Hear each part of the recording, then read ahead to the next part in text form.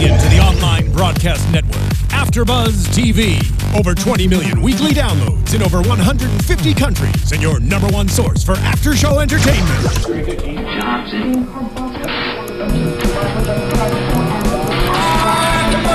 AFTERBUZZ TV, the destination for TV superfans. Producing aftershows for over 300 of your favorite TV shows. Interviewing celebrities and showrunners. And bringing you behind-the-scenes exclusives. All thanks to E! Entertainment's Maria Menounos, producer Kevin Undergaro, and internet leader Akamai. Now, let the buzz begin! Woohoo! Hey guys, welcome to the Nashville AfterBuzz After Show. I'm your host, JJ Jurgens, and I'm joined here tonight by no one. My ladies all left me. So I am so sorry, guys, but random things came to the universe today, so I am all by myself. So first, I want to put out there, if you would like to call in, I would love to chat with you, and we can talk all about this episode. So anybody out there watching this right now, please call in with any questions or topics. The number you can call right to the studio is 424-253-0504. That was 424-253-0504, and I would love to chat with you. All right, so this was season 3, episode 17, and it's called "This Just Ain't a Good Day for Leaving." I thought it was such a great episode, as always, so we're just gonna dive right in. It's gonna feel a little weird because I'm gonna be talking all by myself about this, but we'll do it. I could do what you might expect from me, is I could maybe just talk about Oliver Hudson the entire episode, or maybe you know, Deacon's action in the show, but I will be fair and talk about everybody this episode. All right, so anyway, let's first start out by talking about Sadie. I thought this was just amazing acting in this episode. She just had such a giant storyline to play, and I just thought that it was fantastic. We start out by seeing her and Luke giving their statements at the police station right after the event, after the shooting happened. So I liked how it was. I like that we see Luke being the one that ultimately saved the day for Sadie. You know, we've always kind of given Luke a hard time here a lot of the time, us ladies on the panel, so I think it was great to see kind of a little bit of redemption for him and see him truly caring about somebody and care about what happens to her. And he, you know, took a big chance, risking lying to the cops, saying he saw the whole event when he didn't. And I just thought that I was proud of him in this episode. You know, I think it was Sadie's emotions, just to see her being scared and not know now after all this, after everything she went through, the fact that she was possibly going to go to jail and face murder charges. I just, you know, really my heart went out for her, and I'm really glad that that ultimately those all ended up being dropped, because I think after everything that she'd been in her life, dealt with in her life, and dealt with Pete, yeah, I just would not want to see that be the next chapter in her life, being in jail. I think it's, you know, I think it's great that, I don't say I think it's great. I think she probably made the right decision to take some time off and go back to Virginia and just have some time to work herself and be, you know, out of the spotlight, heal, look back at everything. Cause, you know, like she said, she can't believe that she killed a man that she loved, but, you know, So good for her for taking care of herself and taking some time out to go back and process all of this. And I just hope that we see her back soon, because I'm going to say I actually really like her. I like Luke with her. I thought the song that he sang, that we saw him sing with her last week, was amazing. We heard a little bit of it again tonight. So I will look forward to hopefully her return and us getting to hear that sometime, probably next season. All right, so next up, oh, before on that though, I did think Luke's goodbye, when he said, "Are you saying goodbye? We can't do this awkward thing between us, or because this sounds like a goodbye, I'm leaving town." And she said it was both. And yeah, I feel sorry for Luke in that moment. I know I never feel sorry for Luke, but I did. I really, I could tell he really cared for her, and I think that was a sad moment for him. All right, so let's move on. He does have a little positive signs for his label. We saw tonight Ron Pope, who was a big internet sensation in real life and on the show. So it looks like he'll have a little more success coming to his label as well. Okay, we're going to move on to talk about Deacon now. So Deacon's having a tough day because the girls are dealing with processing the news that Deacon and Rayna gave them, that Deacon has cancer. I wish the girls were here again, because I think some of them might say, here we go, we have Maddie, pouting again. So, which she did. She went right back into her pouting mood. She locks herself in Scarlett's room. She doesn't want to come out.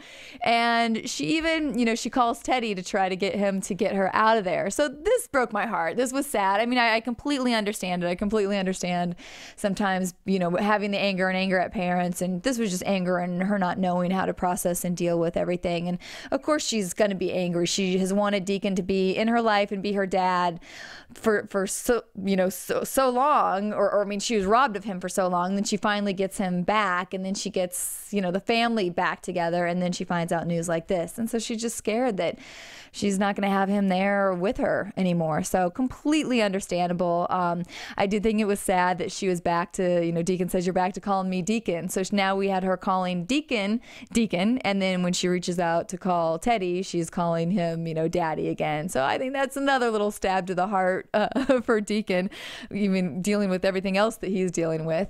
But I really like the moment between Deacon and Teddy, and I like that Teddy really stood up in this situation and just was a good man, and I liked him having compassion for Deacon and just doing the right thing again in this situation. These guys are all standing up this episode. I like it. But I liked that he goes in and talks to her and just tells her that I wrote this down. He had a really good moment. Let's see if they he just, said pushing him away is not the answer. So I like that he, wasn't selfish and didn't take this time to get her back closer to him, that he really was honest in the situation and helping her kind of deal with her feelings and know that she has to face this. And we see her just break down, and we know that, she makes him promise that he won't get sick until he's really, really old. So we can see that that's just her fear. She doesn't want to lose him. So kudos to Teddy on this one and handling this part of the situation very well. Then he steps outside, though, and I mean, Natasha, I need the girls here again. Natasha, a little bit crazy in this episode. Our girl Moniqua. No, she is freaking out because she knows that the feds are going to be after her. She really wants to get out of town. Who can blame her? So she's really pushing Teddy to get this money, but she's really being risky and scaring him. She says she's not being risky because she's buying a cell phone that you can throw away, and she says that nobody followed her. She shows up at Deacon's house, which I would be a little nervous about that one, which Teddy was. So yeah, we see her really panicking, really freaking out about just wanting to get this money from Teddy and wanting to get out of town. And she said that's what's going to be best for both of them, which, Deacon has to admit Teddy has to admit it is, because he doesn't want her around to bring up all this dirt. So we see him really pushing Albert to get the dirt on Harris. So very interesting when Albert makes the comment that he sees Teddy's father-in-law in Teddy this episode, because we've kind of seen how he was kind of going more towards the Lamar personality and in the office and in his dealings with how he's kind of making all this go away. So that was an interesting line in this episode. We find out that, basically that Albert does find the dirt on Harris. We think that maybe Teddy's not going to get the money, but well, little Harris has not only, I thought, maybe just an affair with this young brunette, but has a whole nother life, a whole nother family, a whole nother kid. So I think Teddy's pretty much going to have that money coming to him pretty darn quickly. So here we go. All right. Well, great comedic episode for Juliet. We see Juliet really have a great time bashing things at her baby shower. I I love this. We really see some of the old Juliet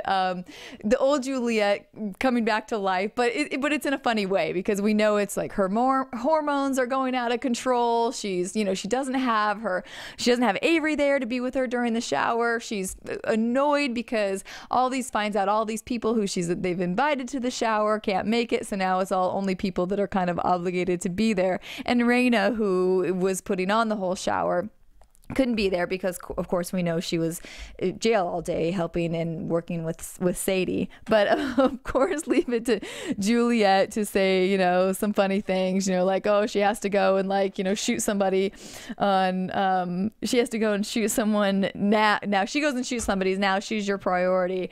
So it's, funny for her to make it all about herself, because I don't know what could be more serious than somebody saying that they had to go help somebody because they shot somebody. But good old Juliet. But it was great because there was so much heaviness in this episode that it was great to have her for comic relief, because she was awesome. She just tosses things around that shower, trashes things, pushes over the baby toys. It's just great. I love it. Love her. Love. And this was kind of the most we've seen of her this season, because she's been pretty mellow with the baby. We've just kind of seen her on the phone talking to Avery and kind of laying low. So I love this. I loved actually that when Rayna does come over, she stands up to her. Rayna finally lets loose on her after she kind of just takes it from everybody. And she's really been through it all in this day.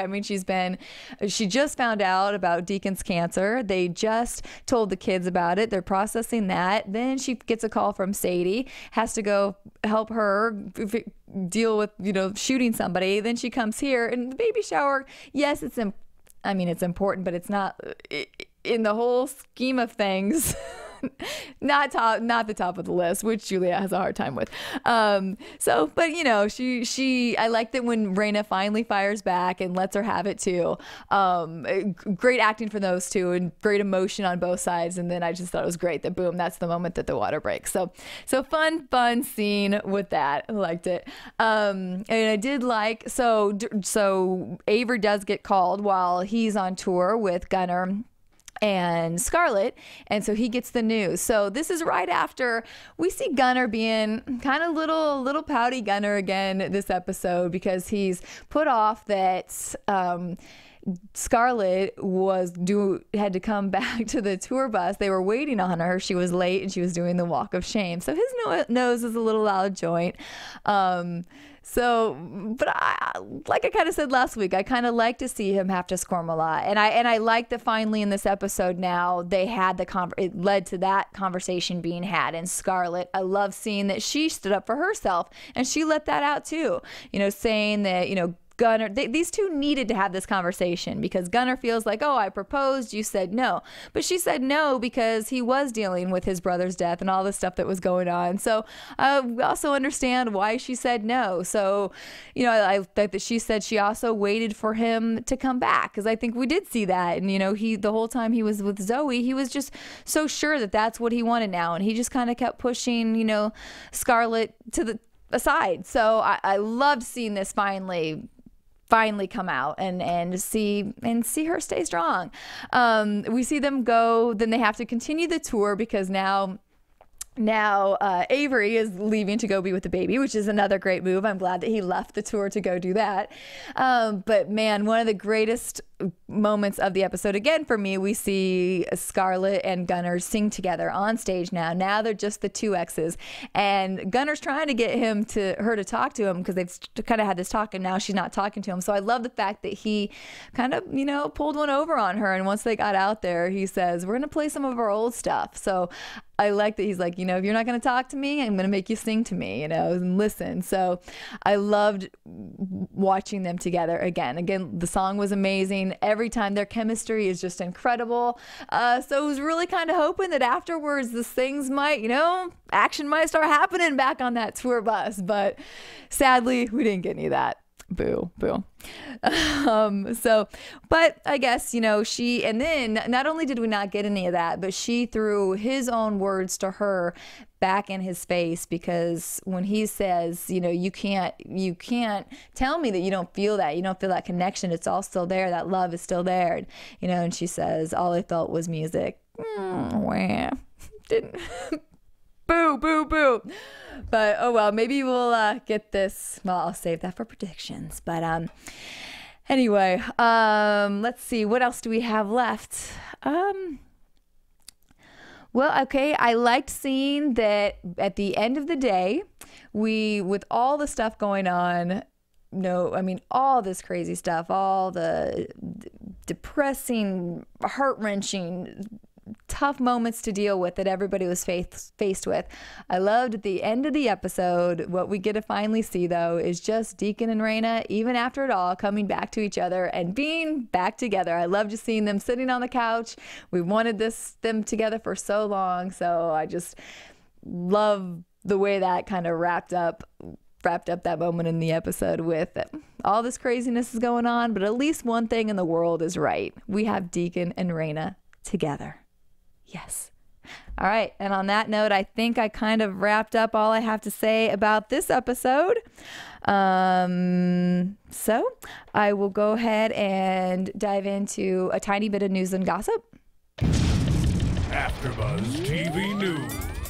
All right, we kind of said this last week, but I just want to touch on it again, is that check out online to see if the Nashville Music, if their tour is coming to your city. I know they're coming to Los Angeles, so we are all planning, all of us panel are trying to get to that show for you guys, and so that we can report back to you and tell you how that was. It's on May 9th in Los Angeles for all of you guys out here in Los Angeles that want to go. And now let me go ahead and do a couple predictions. I'll see what I have. And now, your AfterBuzz TV predictions. All right. Well, I think as much as I want it, I think Scarlett and Gunnar is going to either not happen until, I think something will happen in the finale of this season. I think we're going to see her and the doctor here for a while now. I think she's really going to make Gunnar kind of sweat it out for a while. But I just think something's going to happen with I think the doctor's great, but I think at the end of the day, maybe towards the finale, she'll think that the spark's just not what it was with Gunnar. Let's see. What else do I have? I do think that Whitney is right, and I think Teddy is still going to be the one that is ultimately going to save Deacon and give him the transplant. I think we heard at the end of the episode, Deacon getting called back in by the doctor saying they need to test the size of the tumor. So I think next week we might get some bad news that the tumor is growing some more. And I think Natasha's going to get out of town, but I think this trail, I think Teddy's dirty money trail is going to come back to bite him in the ass. All right, I think that's all I got, guys. All right, well, thank you so much for joining me tonight. Sorry, it's kind of a quick one, but I don't have my ladies to chat with and bounce everything off of. But thank you guys so much for watching. Forgot to say at the beginning of the episode, please go on to our YouTube channel. Follow this AfterBuzz. Follow AfterBuzz TV. There's tons of shows up there. Everything you want, every show that you possibly could like is up there. So subscribe to the ones that you would like to follow and join all these other hosts in the conversations we have here. All right, so you guys can follow me at JJ Jurgens on Twitter, Jurgens JJ on Instagram, and at my blog at Tomgirl TV. Thank you so much, and we'll see you again next week.